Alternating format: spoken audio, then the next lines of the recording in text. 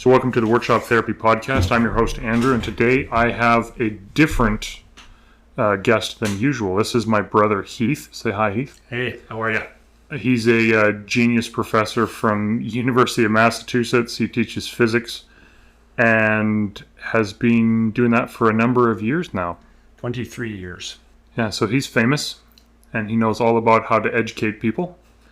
And we were talking earlier about creativity and kind of like the learning process that he's trying to help develop in his students. And so I thought maybe you guys would be interested in listening to this. So do you want to kind of give yourself a brief rundown of who you are, what you do, all that jazz? Hey, well, so I've been, my official title at the University of Massachusetts Amherst is Senior Lecturer 2. So I've been teaching a large number of students over the years. 23 years now, I've taught over 19,000 students. And I teach in a lot of different modes, large lecture halls and team-based learning. But one of the big things is helping students learn to think like a scientist, and how do they not just learn rote regurgitation, but how do you learn what you don't know without somebody telling you that thing. So that's among other things is one of the things I guess we'll talk about here today. So I don't really have questions to ask you per se on that, so why don't you just launch into what you want to say? Okay, so we'll talk. So one of the big things is how do you step into the unknown? How do you get students, or how do you get individuals motivated to get beyond the fear of the unknown? And so I'm going to talk about a process that how you can help yourself and other people do that. And so when students get to the unknown, and whatever the unknown is whatever their unknown is that I'm going to use the dark as a phrase that I like to talk about the unknown. When they step into the dark, it's human nature. It's actually biology. Biology kicks in. When you step into the dark or unknown, biology kicks in. The fight or flight mode kind of jumps in, and we all know what that does. What does that do? That turns off our higher thinking part of our brain and turns on the, I need to get ready to fight or to run. Yeah, it shuts down your executive functioning in your brain. And actually, it kind of talked a little bit about that a few podcasts ago when we talked about the creative cliff illusion. And something I should share with you later. Yeah, that would be interesting. And so they step into the dark, and this happens. You can't actually stop it from happening. It happens to everybody. And so what normally happens that I have seen over the years, and many students, I think I've got enough of a head count now that I can speak with some experience. And students immediately recoil out of the dark. Individuals do, not just students. Most people, a lot of people just recoil out of the dark, and I'm out of here. And they go look for an expert. The expert can be anybody they think knows more about it than they do. It doesn't have to be the official expert. It's their friend or their, whatever. They're looking for an expert. And what they're always looking for effectively can be summarized into one thing. I know I'm generalizing quite a bit, but it appears that most people, they want you to turn the light on for them. They want you to, I went into the dark, please turn the light on switch. Turn the light switch on so then I can see it all. Just give me the answer sort of thing. Give me the answer. The challenge is you don't learn from that.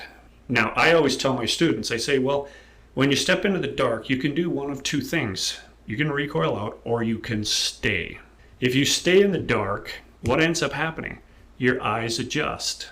If you're, when you were a little child and you had to go into Grandma and Grandpa's basement and you couldn't find the light because it was usually a string hanging from the light in the basement, you were terrified. But if you stood still for a little while, as long as the swamp mogger wouldn't get you. As long as the swamp mogger wasn't there. But my experience is the swamp mogger actually never was there. But we stay there long enough, your eyes begin to adjust, and then you can see things, and you can make sense of what you're seeing. The same thing happens if we step into our proverbial dark. If we stay there, two things actually happen. Your brain turns back on. The swamp mogger actually doesn't eat you. And you stay there, your higher functioning kicks back in, and your brain and your eyes actually begin to adjust. You're able to see things in this proverbial dark problem you're facing that you couldn't see before. Partly because your brain's turning on, and partly because your eyes have adjusted. And as you begin to see things, you can begin to make choices. Now, if you were in your grandparents' basement and it was dark, did you have to have the lights on to be able to function once your eyes adjusted? No, you don't. You can then make room, you can make progress inside the dark when if you give time for your brain to adjust and your eyes to adjust. Now, are you going to be able to solve all the problems? No. Eventually you need some light. So what do? After you've been in there for a little while and you've had some questions, look around, try to make sense of what you see, then step out and then go look for an expert. When you go look for an expert at that point in time, your questions have actually changed. You're no longer, please turn the light on. You're like, I saw this thing over here, I saw that there, and there's a missing piece I just don't understand. Because you've been able to look at your situation and you say, I got 3/4 of it, but there's a quarter of the problem I don't know how to figure out. That's when the role of the expert becomes very useful to you. Because then when they say something to you, you'll be able to connect those dots together. Now, as you keep learning to train yourself, teaching yourself to stay in the dark long enough, you don't have to stay there forever, long enough to function, your ability to function will actually increase. And over time, you will expand the dark around you. Now, what does this have to do with creativity and innovation? I was just going to step in here, and this is where like creative cliff illusion. So in 2020, the paper that I'm thinking of was released, and these researchers, they studied people who were engaged in a creative task, and most people believe this fallacy that your creativity decreases with time because they confuse productivity with creativity. So initially when you're having a brainstorming session, you have a whole bunch of ideas come up, and it's all like, oh, I've got all these ideas, but they're just regurgitation of the same nonsense. Whereas when you have an extended period of time in the dark or thinking about it, that's when you begin to recombine different things. Like using the dark metaphor, you start to listen more, you start to feel more, you start to hear more, smell more, whatever it is. You combine all of these things into new ways, and that's where creativity happens. So in actual fact, even though people believe creativity decreases, creativity actually increases with time. Is that kind of what you're... Oh, absolutely. And that's exactly, I haven't heard it put that way, but I really appreciate that. The way I was going to put it is you push the dark out around you. Because we all have this unknown, I call it like a sphere. Think about 360, a sphere all the way around you. There's unknowns all over you, all around you in every direction.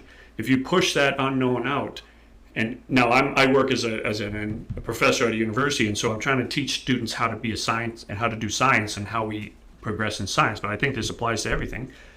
Is you keep pushing that unknown. You keep pushing that unknown.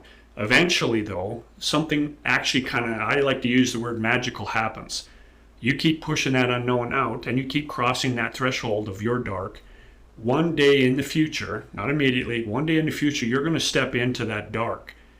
And there's going to be, you have crossed the threshold of human understanding. You will step into an area where nobody has stepped before. And you will have learned how to function. And you will suddenly become the expert. You will be able to take something that you saw there and combine it together with what you already know. You'll be able to take two ideas. So innovation is not always like the threshold of frontier knowledge. Innovation is being able to take two ideas that nobody has combined together and bring them together. That's part of innovation. And you'll be able to start doing that as you learn to function in that dark. You don't have to have the light on. The light grows with experience there. And as we push that boundary out, you're able to actually function. And that's what science is about. Science is about learning to train yourself to be there. And then once you get there, learn how to function while you're there. And you don't need an expert to become an expert at something. Experts are useful to us because they can help us fill in the gaps. But when it comes to science at the same time, how many experts have been wrong? Exactly. If you rely exclusively on expert opinion, then eventually you're going to get an expert opinion that's wrong. Yeah, because they haven't stepped in that unknown space either. You're standing on shoulders of giants, but if you don't climb a little bit higher, you're never going to see farther than the other guy that's also standing on the shoulders of the giant. Oh yeah, absolutely. Learning to be in there yourself, because you're still in the unknown, and the unknown is not with a bright light. It's still the dark. You're going to only see what you can see and figure out.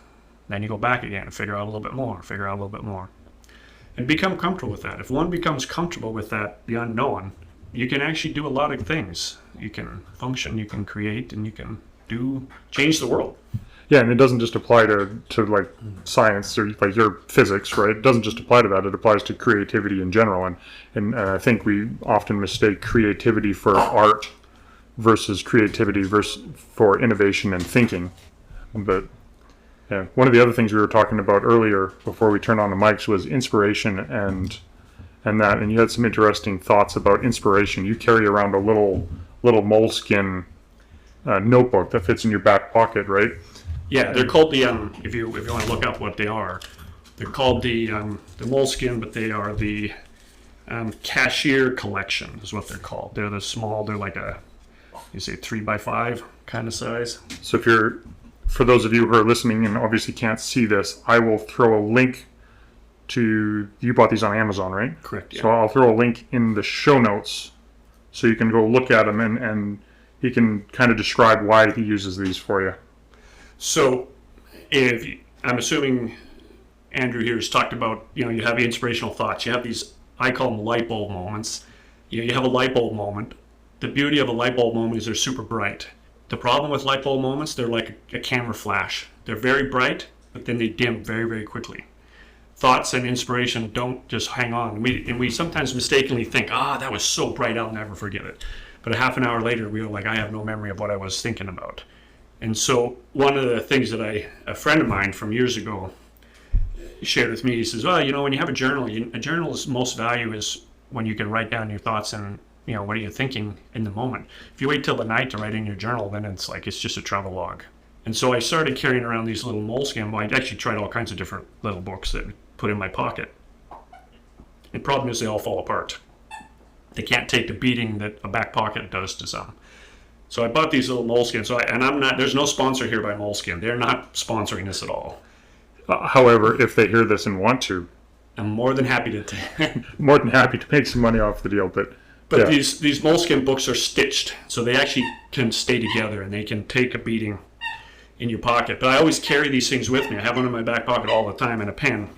And with that pen, so anytime a thought comes to me, and I tell my students to do the same thing. Anytime you have a thought, get that book out and write it down. Capture the light bulb. The bright thought. Get it recorded. Write down what it is you were thinking. And then it's there. Then you can go on. And you'll find there's lots of opportunities. The thoughts that come to us all the time. Especially if you're spending time pondering and thinking about a subject, whatever that subject is. You get that, and having a way to record it immediately. I know a friend of mine at work uses his phone for that. For me, I just don't like the phone. Yeah, there's something we talked about earlier. There's something satisfying about the tactile feel of writing. And my wife, for example, who has maybe a little bit of ADHD, her problem is when she puts something in the phone, it just vanishes and ceases to exist, right? And so the act of writing it down actually reinforces the memory of it, and so it works better. But when it comes to writing down inspiration and stuff like that, it really is almost like a muscle. You're exercising it, and the more you do it, the more you'll recognize it, the more you'll be inspired. And I think it goes back to that creativity thing too, right? You start to combine different things and different experiences in new ways, and that's what creativity is. It's not necessarily repeating the same thing over and over and over. Yeah, and if we go back to stepping into that proverbial dark, because you're in an unknown space, your ability to remember what you see is harder too. And having a little notebook like that is valuable to this is where I'm at. These are my thoughts while I'm here in this, space of unknown. What do I do? What do I see? What can I do? And writing down our questions. Writing down your questions. Having a question that's what science is about. Once you have an actually articulated question, then you have something to go and do. Here's my question. Now what do I do? Let's go figure out the answer to that question. Yeah, well, it's the same with making something. You have a design for something in your head, whether it's wood or metal or fabric or whatever it is, and then you go, okay, well, how do I make this into reality?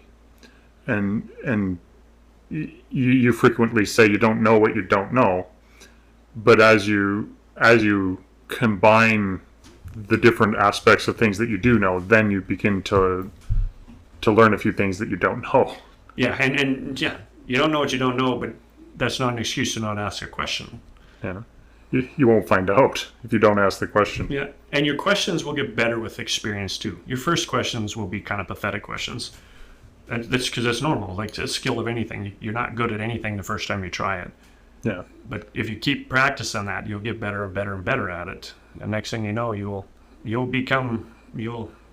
I've challenged my students to do this, and any student who's done has come back to me and said, wow, this is like revolutionized their life and their success as a student. So, do you have anything else that you want to add or share? You said you'd like to use the platform to soapbox and preach. Yeah, so I am Andrew's brother, and I've got all kinds of opinions on everything, but I think there comes a limit to what one should say. That's one thing I have learned. There is a limit to what one should say at any one moment in time. So therefore, he's wiser than me, and obviously he's older than me, right? Substantially older than him. Yeah, he's the old and well, you're not the oldest decrepit brother. No, but he's old and decrepit, and I'm young and virile. That's how we'll leave that. That's right. Yeah. Anyway, thanks for jumping on the mic with me. I appreciate it. And I appreciate the information that you shared. And thanks for the opportunity. It's yeah, and thanks for not kicking me out of your house, even though my truck's broke down here. That's right. Yeah. That's part of life. He's still young and foolish and has used and old equipment, and I'm older and wiser and don't have old equipment. Yeah, your truck is older than mine. It just doesn't have as many miles. I've just taken care of it. The difference is I've experienced life, and he's just hung out in the dusty halls of academia. That's right. Anyway, so thanks for listening, everybody. Hope you enjoyed the podcast with my brother Heath. If you look up on his social media, he doesn't have any, so don't bother. And although if you have kids that are looking at university, he highly recommends that they probably go to his because he's the best physics teacher that he knows. Yeah, I don't know if I would claim that, but... Anyway. I just want to say thank you to the founding members of the Workshop Therapy Patreon family. Eric of Overall Makerworks, Keith Drennan of Blackthorn Concepts, Brad of Brad's Customs, Matthew Serio from Arciano Serio, and the Grant Alexander. If you want to join on Patreon to support the show or just say thank you, I'd appreciate it.